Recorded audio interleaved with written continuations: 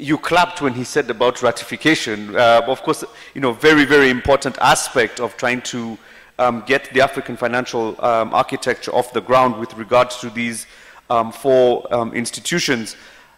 But from within the house that is the AUC, and which is the monolith that many of us try to infiltrate to ensure things like ratification take place, and as Don has said, Sisindi Otoko, it's just us who are there who are going to do it.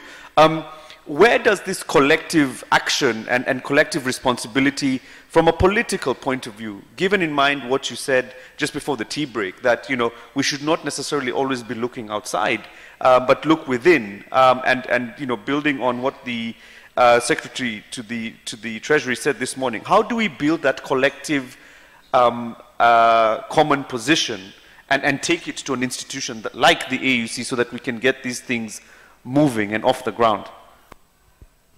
Thank you very much, Jason.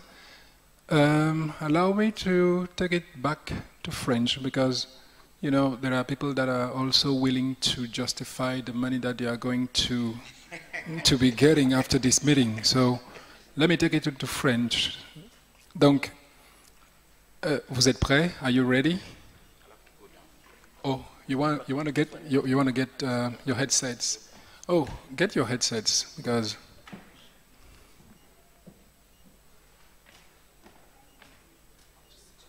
Okay, very good. Ok, donc ce que je disais ce matin, parce que je pense que le keynote speaker, Dr. Mangeni, je crois, a présenté un petit peu la situation globale de l'Afrique quand il s'agissait de notre perspective de développement. Comment est-ce qu'on entend avancer? Il a parlé d'un instrument fondamental. Il a parlé du plan d'action de Lagos.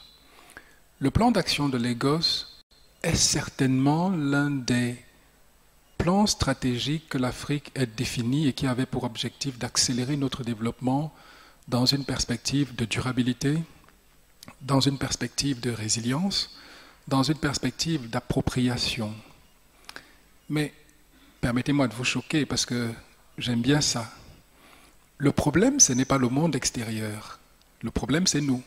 Pourquoi? Parce que la crise de la Covid-19, on l'a un petit peu analysée du point de vue macroéconomique et on s'est rendu compte que 64% de l'impact de la crise était plutôt dû à des facteurs internes, pas des facteurs externes. Donc le problème est endogène, le problème est local.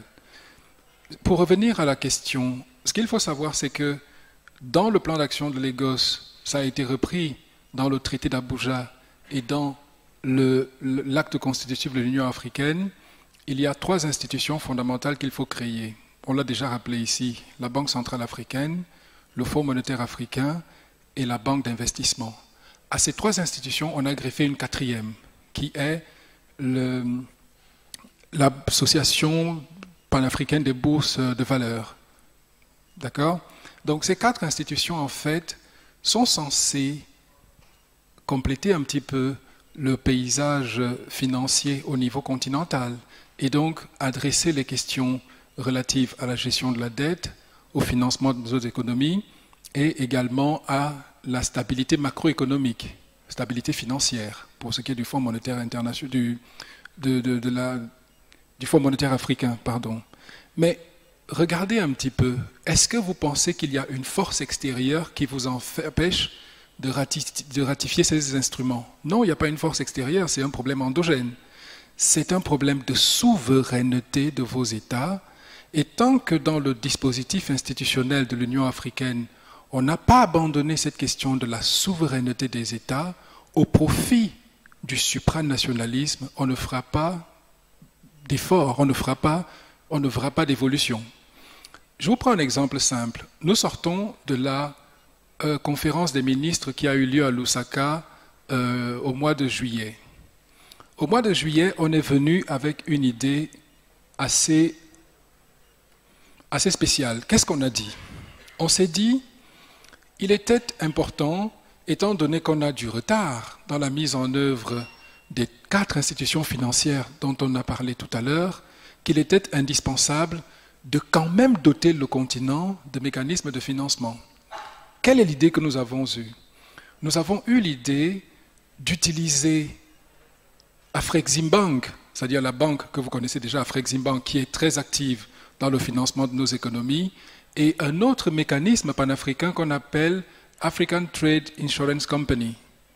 Ces deux institutions panafricaines, on a voulu les amener à devenir des institutions financières spécialisées de l'Union africaine. Pourquoi? Parce qu'on s'est dit, pour leur donner la capacité de mieux mobiliser les ressources à l'extérieur, il était important de leur donner le parapluie continental, c'est-à-dire qu'on devait leur donner cette possibilité de parler au nom de l'Afrique pour attirer des capitaux. Pourquoi? Parce que ces banques, je prends le cas de ATI, ATI peut mobiliser des fonds sur le marché international à presque taux zéro. Pourquoi? Parce que cette banque a une notation AAA de Moody's, Fitch et je sais pas, c'est encore quoi là? Moody's, Fitch et S&P, Standard & Poor's, S&P. Donc, on s'est dit que si on pouvait utiliser ces instruments pour attirer plus de capitaux, et parce que, en fait, ces banques déjà financent nos États avec les ressources qu'elles ont collectées, on s'est dit qu'on pouvait accélérer le processus de transformation productive. Mais savez-vous seulement ce qui s'est passé?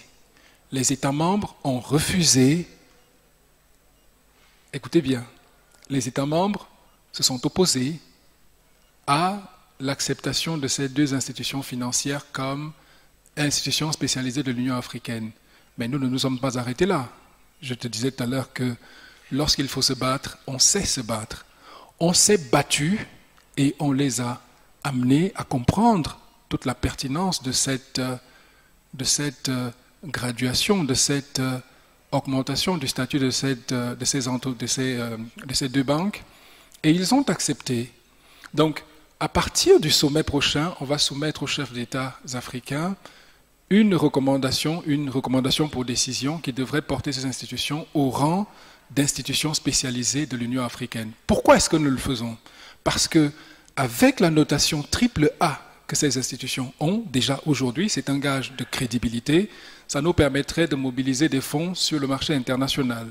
Donc, il faut comprendre que le problème de l'Afrique, c'est l'Africain. Le problème de l'Afrique, comme je l'ai dit, c'est l'Africain. Parce que dans les années 60, lorsque nous accédions à l'indépendance, on a cité le rapport Berg ici. Le rapport Berg, évidemment, c'est un rapport qui stigmatisait un petit peu la cause du développement en Afrique, mais ce rapport a été également appliqué aux pays asiatiques. Mais comment ont-ils fait pour s'en sortir? Ils ont compté sur leurs ressources propres. Ils ont compté sur l'investissement dans les ressources humaines, dans les capacités humaines qui devaient leur permettre d'accélérer le processus de rattrapage. Et aujourd'hui, on en voit les fruits.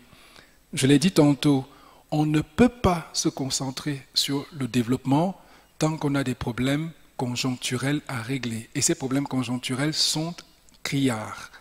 On ne peut pas s'asseoir à une table de négociation lorsqu'on parle de développement pour venir demander des céréales.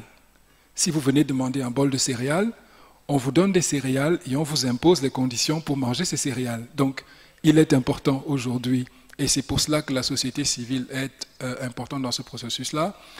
Comme l'a dit mon collègue ici tantôt, il est important que vous appeliez vos dirigeants, que vous appeliez vos leaders à comprendre la pertinence de la signature et de la ratification de l'ensemble des dispositifs légaux qui permettent la mise en œuvre de l'architecture financière panafricaine.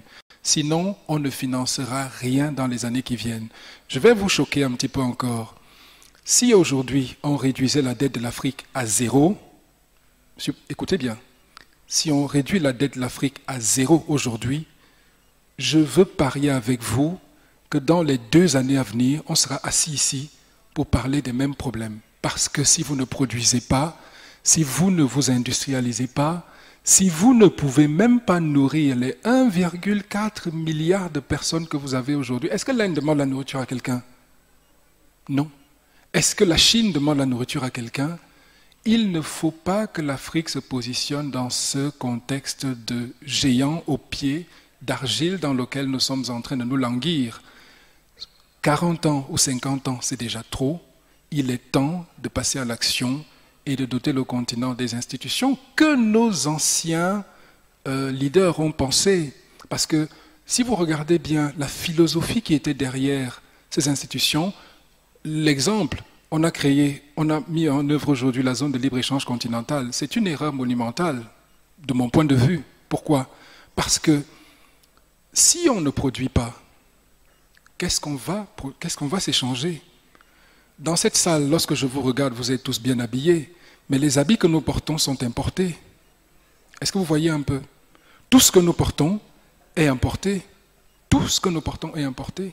Ce qui fait que on est encore dans une situation de dépendance vis-à-vis de l'extérieur. Et n'oubliez pas, et je veux citer en tenant compte du docteur Manguini qui est devant moi, dans le plan de Lagos et même dans le traité d'Abuja, il est écrit que si nous n'accélérons pas la transformation productive, la zone de libre-échange continentale ou bien tous les arrangements institutionnels, la communauté économique africaine qui est promue ne marchera pas. Donc, merci Jason et je pense qu'on peut continuer avec la discussion. Merci.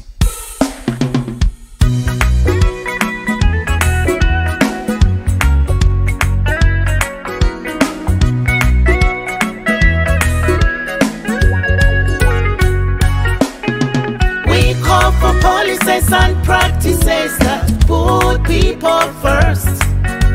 We call for policies and practices that put people first. You and I are the people who hold our governments to